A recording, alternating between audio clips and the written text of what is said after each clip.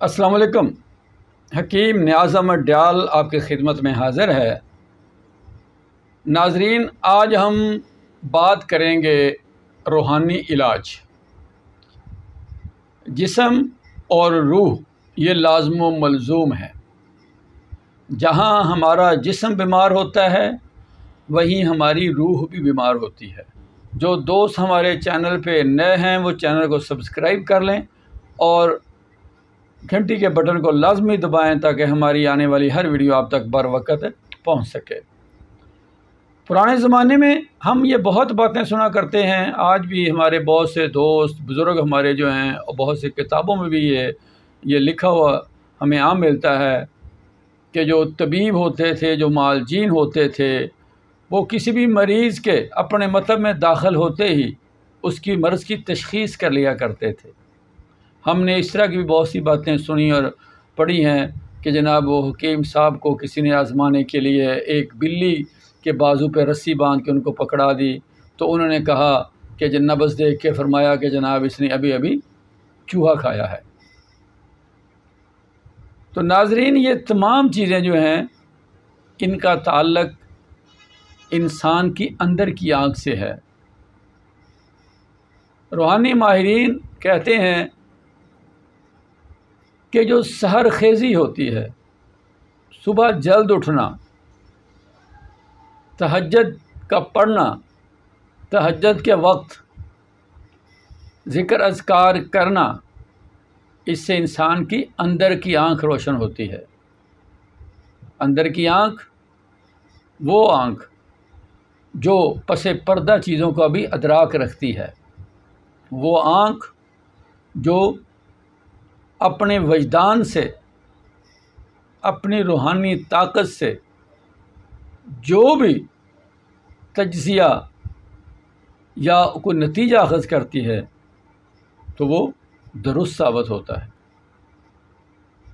لیکن اس کے برعکس اگر ہم موجودہ دور میں اپنے ارد گرد جو معالجین ہیں، خواہ وہ جدید میڈیکل سائنس کے معالج ہیں یا قدیم طب کے یا ہومیوپیتھی کے، ان میں سے معدود چند کے علاوہ یہ طمع، یہ لالچ، یہ ہوس، یہ ہرس، یہ دولت کی محبت، یہ کیا ہے؟ یہ دنیا ہے۔ اور دنیا جو ہے یہ روحانیت کی ضد ہے۔ دنیا انسان کی آنکھوں پہ پردہ ڈالتی ہے، تکبر کا پردہ، بڑائی کا پردہ، لالچ کا پردہ۔ تو جب آنکھوں پہ پردہ آ جائے گا تو ہمیں حقیقت کا پتہ نہیں چلے گا۔ حقائق کو جاننے کے لیے ضروری ہے کہ آپ کے وجدان کی آنکھ روشن ہو، آپ کے اندر کی آنکھ روشن ہو، آپ کی چھٹی حس بیدار ہو۔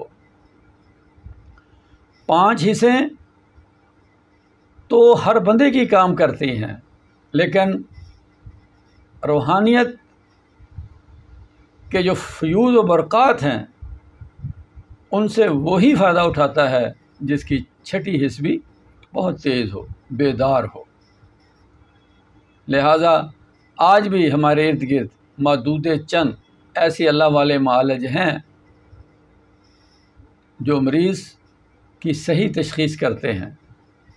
بھلے نبض کا ایک بہانہ بنتا ہے، نبض ایک ذریعہ ہوتی ہے، لیکن دراصل کیا ہے؟ ان کی اندر کی آنکھ بیدار ہے، ان کی چھٹی حس جو ہے وہ روشن ہے، وہ 5 حصوں پہ حاوی ہے۔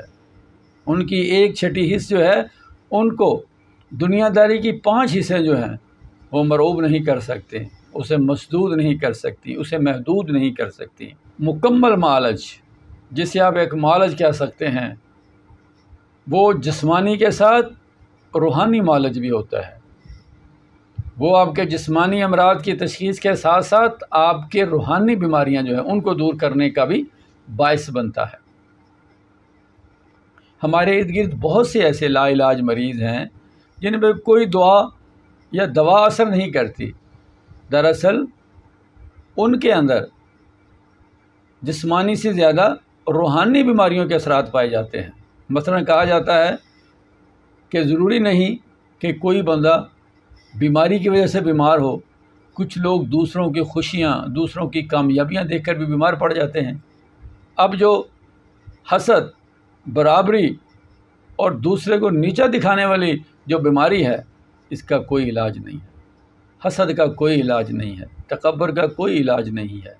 یہ تو اللہ تعالیٰ ہے یا اللہ تعالیٰ کو کوئی بندہ ہے جسے ہم ناسے کہتے ہیں، اور اس ناسے کی محبت ہے کہ جو انسان کے اندر سے حسد کی جگہ پہ محبت، رشک، ایک دوسرے کے ساتھ رواداری، ایک دوسرے کے لیے ایثار، تکبر کی جگہ پہ عاجزی، عجز، اور کنجوسی کی جگہ پہ سخاوت، یہ ساری چیزیں ایک اللہ والا ناسے جو ہے اسے ہمیں یہ مل سکتی ہیں. لہٰذا ہر دو طرح سے صحت مند رہنے کے لیے ضروری ہے کہ کوئی ایسا معالج تلاش کیا جائے جو جسمانی اور روحانی بیماریوں کو سمجھتا بھی ہو اور ان کا علاج بھی اچھا طریقہ سے کرنا جانتا.